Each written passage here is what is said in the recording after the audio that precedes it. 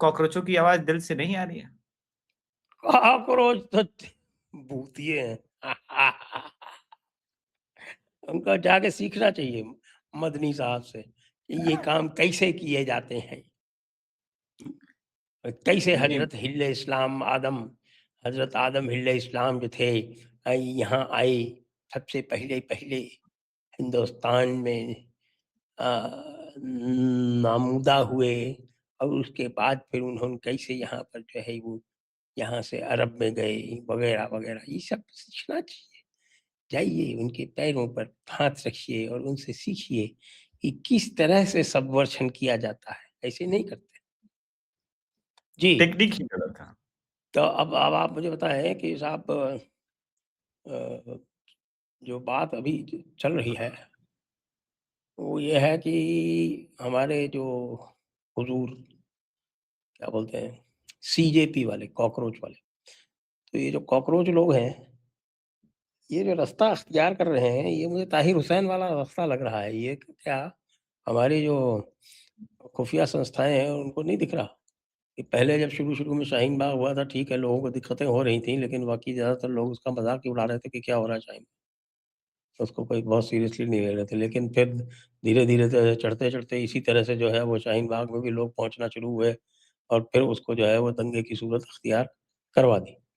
अब यहाँ पे भी मैं यही देख रहा हूँ कि अचानक जो है वो लेफ्ट वालों का फुट फुटफॉल जो है यहाँ पर बढ़ता जा रहा है, और जहाँ लेफ्ट वाले जाएँगे, जहाँ इस्लामी जाएँगे, वहाँ की एक ही परिणति होती है और वो है दंगा।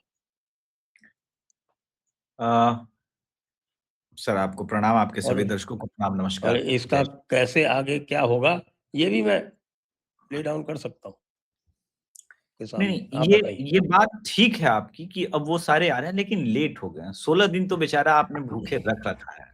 अब क्या मार ही डालोगे? वो तो ये कह रहा है कोई तो आके मेरा अनशन तोड़वा दो, क्योंकि सरकार देखिए हमने सर, सुना आज राखी सावंत आने वाली है, और वो राखी कह के आ सावंत रही है कि मैं जूस-वूस लेके आ रही हूँ और वो अनशन तुड़वा दूँगी। राखी सावंत के हाथ से जूस पीने से तो अच्छा है एक दिन और उपवास चल ही जाए। जब आप विजेता दहिया जैसे का डांस देख सकते हो, तो राखी सावंत का डांस तो उससे अच्छा है, वो ट्रेंड डांसर है।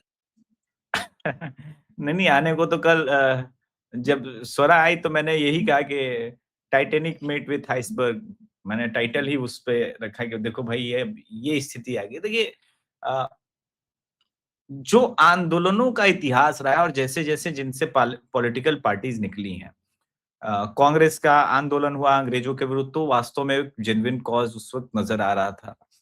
इसके बाद जो 2 बड़े आंदोलन देश में हुए सर, एक अन्ना का आंदोलन और दूसरा जेपी का आंदोलन। जेपी का आंदोलन आपने बहुत क्लोज देखा होगा और मैंने अन्ना आंदोलन को बहुत क्लोजली फॉलो किया। वैसे क्लोजली तो आपने अन्ना आंदोलन भी फॉलो किया होगा। लेकिन इन दोनों आंदोलनों के पीछे जो भीड़ था, उसमें कोई माने या ना माने, लेकिन ये वास्तविकता है कि संघ का एक बहुत बड़ा रोल था और संघ के बहुत सारे प्रचारक और ये लोग कमिटेड थे। ये आंदोलन कॉकरोचों के नाम पे जो शुरू हुआ, एक तो आम आदमी पार्टी दिल्ली में स्ट्रगल कर रही है और दूसरी बात पंजाब में स्ट्रगल कर रही है। 16 दिन बीत चुके हैं। अब ये कह रहे हैं कि इतने दिन तो अन्ना ने भी आंदोलन नहीं किया था, अब तो उपवास तोड़ा। ऐसे थोड़ी ना कोई आदमी इस्तीफा दे देता है।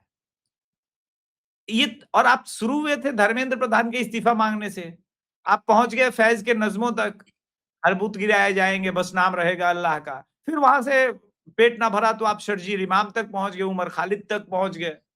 हैं? वो आदमी जो वास्तव में सिमी का एक्टिव मेम्बरान था, उमर खालिद का बाप, तो सर उसको तो पनिशमेंट मिलना चाहिए टेक्निकली। मैं तो यही कहूंगा कि उसको तो जेल में होना चाहिए था। अच्छा, बीजेपी ने सिमी को बैन नहीं किया था, आतंकवादी संस्था बोल के कांग्रेस ने बैन किया था और उसका आदमी कह रहा है कि नहीं नहीं धर्मेंद्र प्रधान इस्तीफा दिया। अरे भाई साहब, तू जेल में नहीं है, यही भारत की डेमोक्रेसी का जीता जागता उदाहरण है, उमर खालिद का बाप। तो मुझे नहीं लगता अब 5 संसद सत्र शुरू होने वाला है, 4-5 दिन बचे हैं, मेला लगेगा, लोग जाएंगे, मिलेंगे, बोलेंगे भाई उठ जा। अब तो लोग भी नहीं आ रहे, ब्रेड पकौड़ा, चाट, समोसे, कोल्ड ड्रिंक, कुल्फी सब कुछ मिलने के बाद भी 150 लोग आ रहे हैं। सोचिए इसका आंदोलन कितना कमजोर है। नहीं, आप गलत कह रहे हो, शाम को 500 हो जाते हैं। अरे तो वो तो भोजन के टाइम है ना, वो सर इतना ज्यादा तो सर, इससे ज्यादा तो लंगर चलाने वाले जगहों पे होता है, इससे ज्यादा तो सर अब हमारा सोशल मीडिया कांवरिया सेवा शिविर आने वाला, 30 दिन तक वहां भीड़ रहेगी सर, हमेशा हजारों लोगों की। ये तो कोई लॉजिक नहीं बना सकता। देखिए मुद्दा यहाँ पर ये होना चाहिए कि आप किसी एक ठोस कारण से जाते हैं और आपके पास ठोस कारण मिलते हैं, तो आप उस पर तो प्रोटेस्ट करने आते नहीं है। तो नीट को बीते हुए जमाना हो गया। अब आज आपका मान लीजिए जन्मदिन है, लेकिन आप जन्मदिन 30 जुलाई को तो मनाएंगे नहीं। इनके साथ अलग स्थिति है। बर्थडे बीता, रीनीट हो गया, अब इस्तीफा मांग रहे हैं।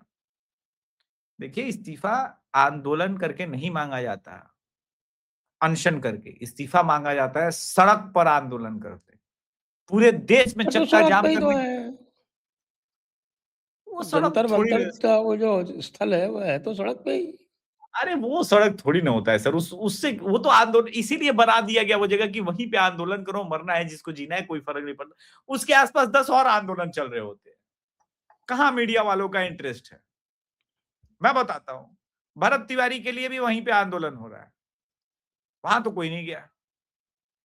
तो मेरा मानना है कि इस तरह के हर जगह पे आंदोलन स्थल बना दिए जाते हैं। आप रोते रहिए, गाते रहिए, आपका मोटिव जब तक क्लियर नहीं रहेगा।